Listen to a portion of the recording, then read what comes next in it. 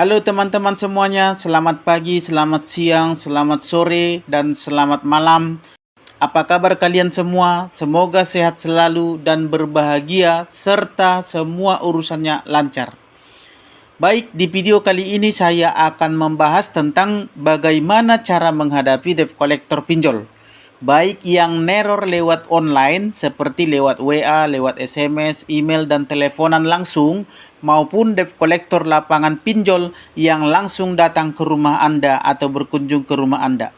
Nah, tips ini saya ringkas atau saya rangkum berdasarkan pengakuan dan curhatan atau pengalaman dari para teman-teman debt collector pinjol, di mana para teman-teman debt collector pinjol ini dulu suka sering ke saya ketika kita ngumpul bareng.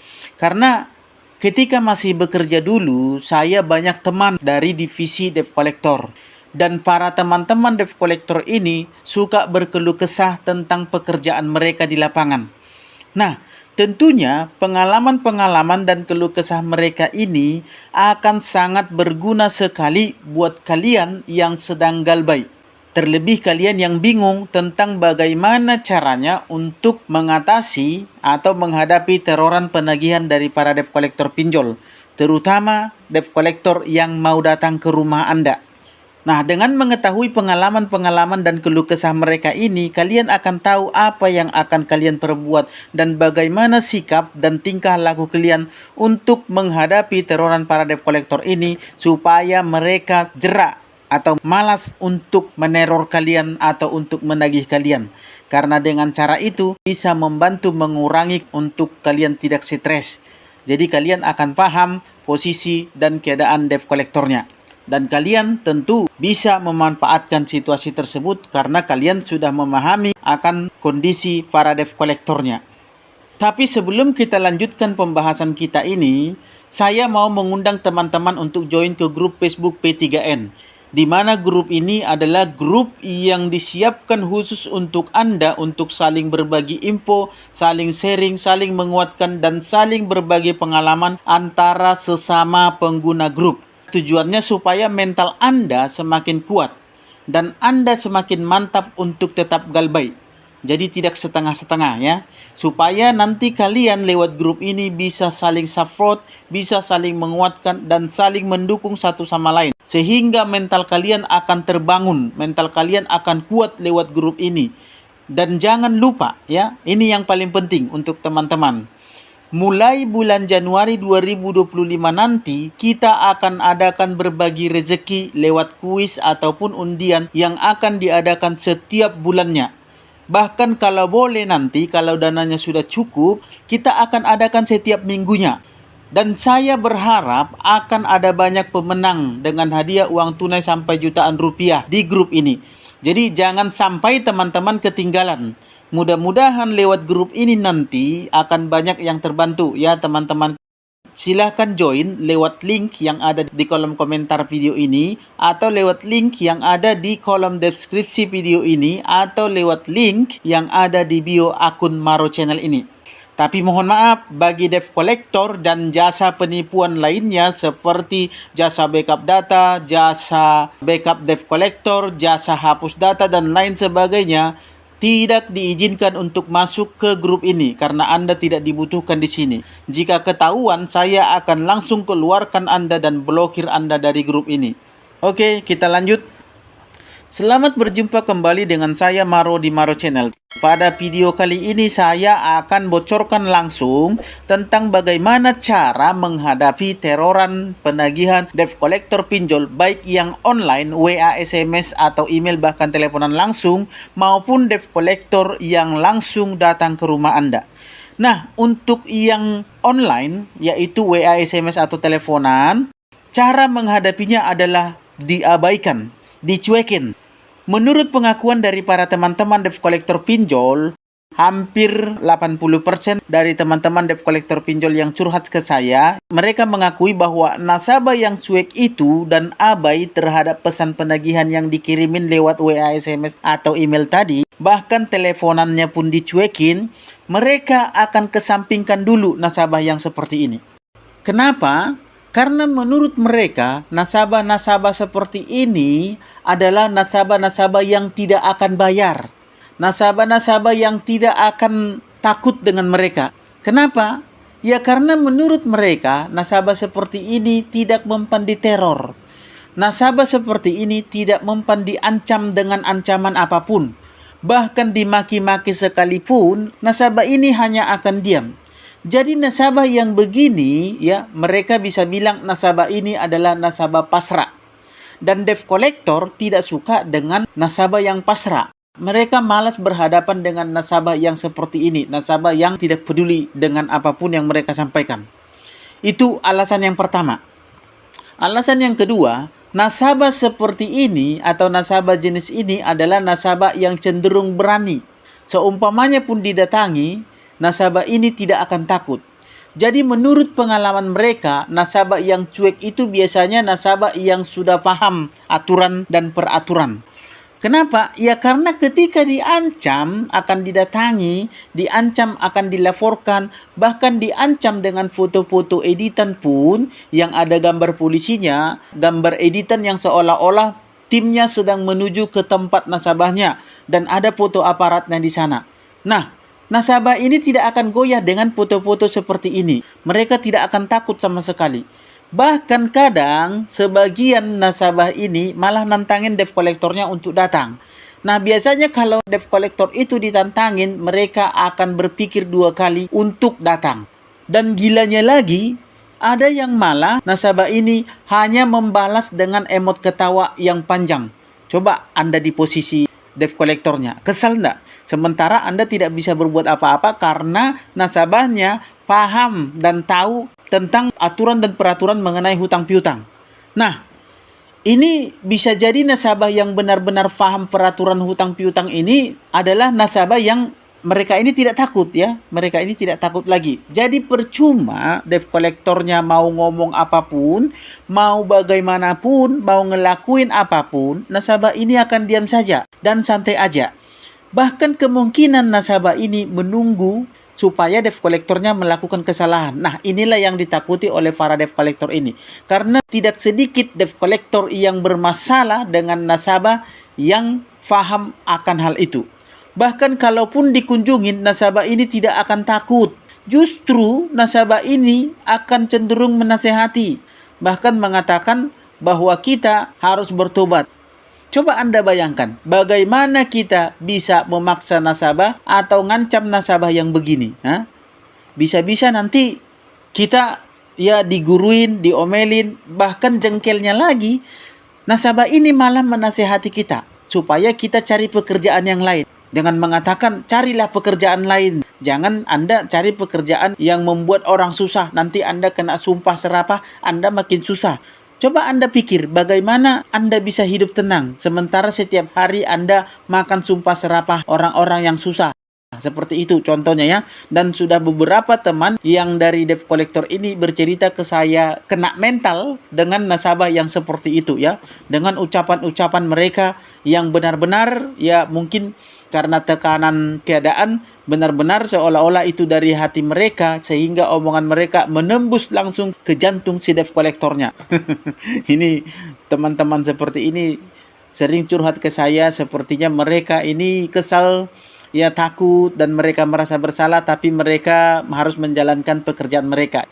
Jadi sering teman-teman debt collector ini kalau ketemu nasabah seperti ini ada beberapa kali mereka dinasehati supaya bertobatlah katanya ya kan. Dan dengan alasan-alasan tertentu yang masuk akal dari nasabah ini. Yang ada mereka malah dinasehati, bukannya malah mereka ditekan tapi malah mereka yang menekan debt collectornya ya. Lucu ya. Ini siapa yang berutang nih ya kan. Yang ada kita bukannya dapat duit angsuran ketika kita berkunjung, malah kita dimarahi dan dinasehati nasabah yang begini. Seandainya kita datangi dia, percuma, kata debt collectornya ya. Makanya biasanya nasabah cuek itu selalu kita jauhin. Kita malas berurusan dengan nasabah begini. Capek, ribet. Yang ada kita yang dibuatnya terpojok dan seakan-akan kita yang salah. Nah, itulah pengakuan dari teman-teman debt collector ini ya. Itulah yang mereka sering ceritakan ketika kita ngopi-ngopi. Setelah mereka pulang dari kunjungan ke nasabah-nasabah yang nunggak, kadang kan kita butuh refreshing nih, kita santai, dan teman-teman debt collector ini datang, kadang mereka cerita seperti itu. Jadi nasabah-nasabah cuek, nasabah abai, dan nasabah yang tidak mau merespon chatan penagihan itu tidak ada gunanya untuk diurusin. Makanya para debt collector ini malas untuk ngurusin nasabah-nasabah seperti ini. Lagian toh mereka nggak akan bayar. Itu menurut para debt collector ini. Sementara para debt collector ini dikasih target setiap bulannya. Kalau targetnya tidak tercapai, nanti mereka akan dimaki-maki di kantor di depan teman-teman mereka. Itu ketika briefing loh, ketika banyak orang ya. Nah, sudah itu, kalau mereka tidak dapat target, mereka tidak akan dapat insentif. Dan kalau mereka beberapa kali tidak dapat target atau bahkan targetnya minus, maka mereka akan dipecat dan pasti dipecat. Jadi ngapain mereka ngurusin nasabah yang bebal? Itulah menurut mereka ya. Karena mereka dikejar target terus, tentu mereka utamakan yang kemungkinan bayar, yang kemungkinan bisa ditekan supaya bayar, atau yang kemungkinan masih bisa diusahakan untuk ditakut-takuti, ya, diancam-ancam, sehingga nasabah ini ketakutan dan bayar walaupun tidak ada uang, dia pasti berusaha karena dia sudah ketakutan dan kepikiran, ya. Tapi untuk nasabah yang tahu dan yang paham itu tidak mempan. Jadi mereka abaikan nasabah-nasabah seperti itu. Begitulah mereka keluhkan yang mereka curhatkan ke saya ketika kita ngopi-ngopi atau nongkrong di tempat-tempat kita biasa nongkrong. Jadi ini pengalaman ya teman-teman. Itulah mengenai penagihan atau cara menghadapi penagihan lewat online. Anda sudah tahu apa yang mau Anda lakukan, ya kan? Nah, WA, SMS, email, dan teleponan itu Anda hadapi dengan cara cuek dan abai. Jadi intinya, jadilah nasabah cuek, jangan baper, jangan takut akan teroran penagihan, apalagi yang hanya lewat online. Ancaman-ancaman, makian, dan lain-lain sebagainya. Mereka semua itu hanya hoaks belaka, dan nasabah cuek dan abai itu tidak disukai oleh debt collector. Karena tidak mempan. Istilah orang Sumatera bilang ulok mereka itu tidak mempan. Yang selanjutnya adalah cara menghadapi field collector atau debt collector lapangan pinjol yang mau datang ke rumah Anda. Nah, untuk debt collector pinjol yang mau datang ke rumah kalian tidak perlu takut. Karena mereka juga sebenarnya sudah takut terlebih dahulu kepada Anda. Dan mereka was-was ketika datang ke rumah Anda. Karena mereka itu datang ke rumah Anda, datang ke tempat Anda. Karena rumah adalah rumah Anda dan lingkungan itu adalah lingkungan Anda. Dan tentu Anda punya kekuatan di sana. Itu adalah area perang Anda. Itu adalah daerah kekuasaan Anda. Tentu posisi Anda berada di posisi yang sangat kuat. Sehingga debt collectornya pasti akan sangat hati-hati dan was-was. Sebab salah-salah nanti debt collectornya bisa kena masalah. Mulai dari dikeroyok massa, ini sudah banyak kejadian seperti ini ya teman-teman. Sampai dilaporin polisi dengan tuduhan berbuat onar, buat keributan. Bahkan ada yang diteriakin maling. Ada loh yang diteriakin maling. Atau malah dituduhkan dengan perbuatan pidana-pidana lainnya. Dan tentu orang lebih percaya kepada yang punya rumah, ya kan, daripada orang yang datang. Oleh karena itu, itulah alasannya, makanya biasanya debt collector yang datang ke rumah itu pasti lebih sopan, lebih ramah, dan lebih kalem. Intinya, mereka itu nggak akan berani ngapa-ngapain Anda. Mereka tidak akan semenyeramkan di WA, SMS, atau email dan teleponan. Jadi Anda jangan takut, apalagi kelihatan gugup. Kenapa? Supaya debt collectornya hati-hati dan tidak sembarangan ke Anda. Kalau Anda kelihatan biasa saja, kelihatan santai saja, debt collectornya akan berpikir dua kali untuk berbicara dengan Anda. Itu pasti seperti itu. Karena kenapa? Anda tidak kelihatan takut dan tidak bisa ditekan menurut mereka. Mereka akan takut bisa-bisa nanti mereka yang akan ditekan. Seperti yang saya katakan tadi. Mereka akan takut kalau nasabah itu kelihatannya tahu hukum dan paham.